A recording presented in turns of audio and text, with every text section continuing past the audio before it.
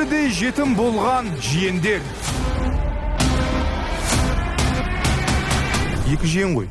Екі жиенім, иә. Жастар нешеде? Қызымыз 13 жас, ұл 10 жас. Қанша жылдан бері сіз бас көз болып отырсыз? Туылған кезінен. Ата-анасы қайда? Ата-анасы сол Бақанасыста, Алматы облысында. Өздері тірі ме? Тірі, иә. Онда неге өздері бақпайды бұл қыздарын? Ішімдікке салынған. Анасы ма, әкесі ме? Екеуі де. Покушениесі болды қыздың. Өйткені үйлерінде жиналатындары достары бауыржанның. Ішкен достарының біреуі кішкентай жиеніңізге тисе ме? Тиісіпті. Ішкенде талай көрдім өз көзіммен. Ішкен қызым тұрған, көгерген талай көрдім. Көзі көгерген, қолы сынған, күйеуі ұрған ба? Иә. Дәл осы екі жиенді бағып отыруға күйеуіңіз, енеңіз қарсы. Негізі, иә. Әкесі мен шешесі бар бола тұра, балалар жетімдер үйіне өтеме. Ақтаулық Мөлдір Омарбекова осыдан 5 жыл бұрын туған әпкесінің қос баласын амалсыздан асырап алған. Амалсыздан деуге себеп балалардың ата-анасы тірі, дендері сау, жұмысқа қабілетті. Алайда Айнұр Омарбекова ащы суға салынып, аналық құқынан шектелген. Күйеуі болса нашақорлыққа салыныпты. Ал Мөлдір Омарбекова жиендеріме жаз келгенде қарайласа алмаймын дейді. Қайырлы кеш, эфирде көреміз сіздермен Руслан Өтепбай. Өзім балаға жете алмай жүргенде, шын мына бауыржанда балаларын керек етпей жатыр. Мөлдір Омарбекова құрсағыма бала бітпесе де құшағыма қос баланы сыйдырып отырмын дейді. Себебі туған әпкесі осыдан 5 жыл бұрын аналық құқынан айырылып, балаларына бас көз бола алмаған. Жәутен деген жиендерін тағдырдың тәлкегіне қия алмаған Мөлдір ұл мен қызды заңды түрде қамқорлығына алыпты. Сосын маған міне 2019-да акт жазып береді. Сосын балаларды детдомға алып кететін еді сол кезде. Сосын, біз қарсы болдық. Біз тірі тұрғанда, апасы тірі, мен тірі болғанда берілмейді. Біз қалай болса да кішкене өзім баға тұрайын дедім.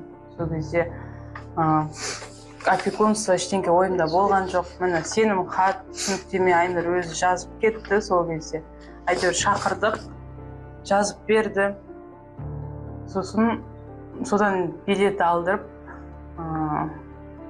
Ақтауға келдік. Ақтаудан мектепке орналастырайын десем, сол кезде мектептен сіз ешкім емессіз деп балаларды санға алып кетті. Санға алып кетті, сіз ешкім емессіз деп. Сосын мен Айнұрға звондап,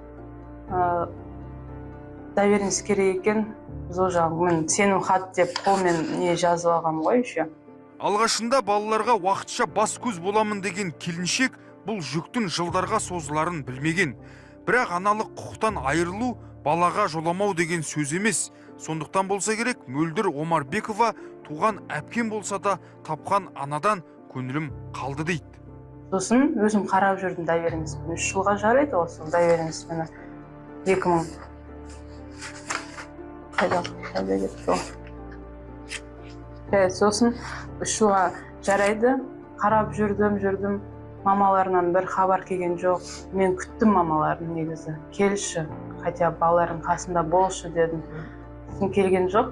Екі баланың ата-анасы қазір қайда? Ерлі зайыпты неге ұл мен қызын іздемейді? Мөлдір Омарбекова балаларды кімнің қамқорлығына өткізбек? Көреміз. Екі жиеніне қамқор болып отырған студияға Мөлдір Омарбекованы шақырамын.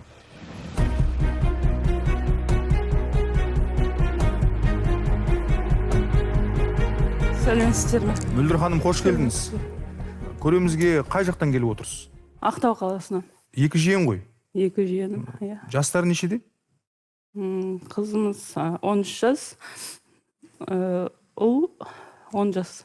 Көңіліңіз босамасын. Бүгін енді студияға келдіңіз, біз енді ел болып, осындағы заңгер, қорғаушы, сарапшылар болып, бірігіп, осы бір түйткілді шешуге тырысамыз. Келістік қой? Салқынқандылық танытып, менің қойған сұрақтарыма жауап беріңіз. Қыздың жасы 13-те. 13-те. Ұлдың? 10-да. 10-да. Қанша жылдан бері сіз бас көз болып отырсыз? Жалпы туылған кезінен 2010-да қызымыз туылды.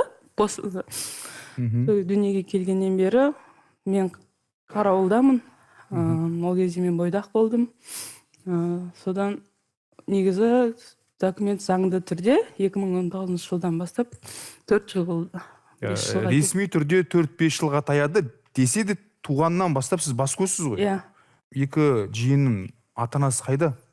Ата-анасы сол Бақанасыста, Алматы облысында. Көздері тірі ме? Тірі, иә. Онда неге өздері бақпайды бұл қыздарын? Бақпағанда енді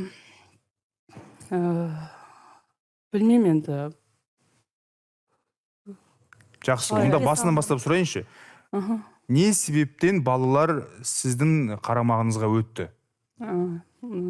Енді 2017 жылы тұрмысқа шығып, енді балалар мамалармен тұрып жүрген сол кезде. Бақанаста біресе Алматыға келеді, кетеді, екі ортада балаларда мезі болды. Сосын енді біз ақылымызды тоже тыңдамайды ғой бір жағынан. Я дейді да. Қандай жағдайға я дейді? Сіз былай келісіп алайық, Мөлдір ханым. Барды бар деп айтыңыз. Және оқиғаны бауырыңыз екенін түсініп тұрмын. Жұмсартып айтпаңыз. Қалай бар, солай айтыңыз. Өйткені сіз жұмсартам деп шатасып отырсыз да, мен сіздің көзіңізден көріп тұрмын. Қалай бар, солай айтыңыз. Келістік қой. Сонымен не себепті екі жиен сіздің қарамағыңызға өтті? Содан ішімдікке салынған, сол. Анасы ма, әкесі ме? Екеуі де. Бұлай деп сұрақ қойыңызшы, екеуі ішімдікке салынғанның кесірінен әкелік аналық құқықтан айырылған ба? Айырылмаған, шектелген. Шектелген. Иә. Содан 2017 жылы мен тұрмысқа шығам. Енді содан кейін енді хабарласып отырамыз ғой енді. Содан кейін мөлдір звондайды, алып кетші деп. Енді сол кезде жаңа өз ақыр енді бәрілеріңіз естіген шығарсыздар, покушениесі болды қыздың. Жаңа өйткені үйлерінде жиналатындары достары Бауыржанның. Бауыржан деген жездеңіз? Жездеміз, иә. Әпкеніздің есімі кім? Айнұр. Айнұр. Иә. Міне, жезде мен Айнұр ерлі-зайыпты бір шаңырақта тұрады. Сол шаңыраққа достары, ортақ достары келіп бірге іше ме? Иә, бірге ішеді екен. Және сол ішкен достарының біреуі кішкентай жиеніңізге тисе ме? Тисіпті. Содан мен естідім. Содан кейін мен Ақтаудан соған уайымдап келіп, сол себепті де алшақтатып алып кеттім. Содан кішкене мен енді өмір бақиға деп айтқан жоқпын ол кезде. Мен кішкене өзін түзеліп ал, өзіңе келіп ал деп айтқан болатынмын. Сол кезде мен уақытшаға дедім мен. Суыт хабарды Ақтауда жүріп естідіңіз, дереу Алматыға, Бақанасқа келдіңіз. Келдім. Келген кезде үйде қандай жағдай, атмосфера қандай? Расымен болған ба, сұраған шығарсыз, алмай тұрып? Иә, суретке бәрін түсіріп алдым. Бутылкалар, шөбін шегеді. Сол үйде прям неше түрлі нелер жатады, тазик жатады. Сол жерде кім Бауыржан жездеміз құсады екен, сол жақта бәрін істейдім әйтеуір. Сосын балаларды алып кетем да, Алматыға енді Ақтауға мен келісім болған жоқ ол кезде жолдасыммен. Мен балаларды алып кетейін деген. Сосын Алматыда орналастырды мектепке. Сол кезде уже сентябрьда бір апта балалар уже дайындығы жоқ, нелері болғаннан кейін мектепке бара алмады ол кісілер, балалар. Содан кейін іздеді мектептен. Қай сыныпқа өту керек еді? 4-ші сыныпқа Балжан, Ерасыл енді бірге өту керек еді. Кішкентай болды ол кезде. Сол кезден келмеген соң мектептер дабылғап сіздейді, шақырады, звондайды. Сол кезде анасы мен деген Бауыржанның туысқаны қайтыс болды. Сол нелермен жете алмай жатырмын, бүйтіп жатырмын дейді. Содан бері айтқан сөздері өтірік. Бауыржанға звондасақ, жібермейсің бе балаларды осылай десек те айтатыны. Барат деген. Бұл жерде Мөлдір гәп жездеде ме, әлде әпкеде ме? Әлде екеуі де апама жездем сай ма? Солай десе де болады. Бір жағынан енді жездеміз, сестрам, әпкем жап-жақсы әп-әдемі сұп-сұлу болатын енді. Қыз күнінде, иә? Ішпейтін. Иә, ішпейтін, нақты сөйлейтін болған. Сол бақанасқа қалай барды, содан Ондай ішімдікке салынуына жездеңіз әсер етіп тұр ма? солай десем де болады. 5 жылдан бері балаларын іздемеген әке мен ана қазір қайда? Олар жаман әдеттерінен айықты ма? Жарнамадан соң көреміз.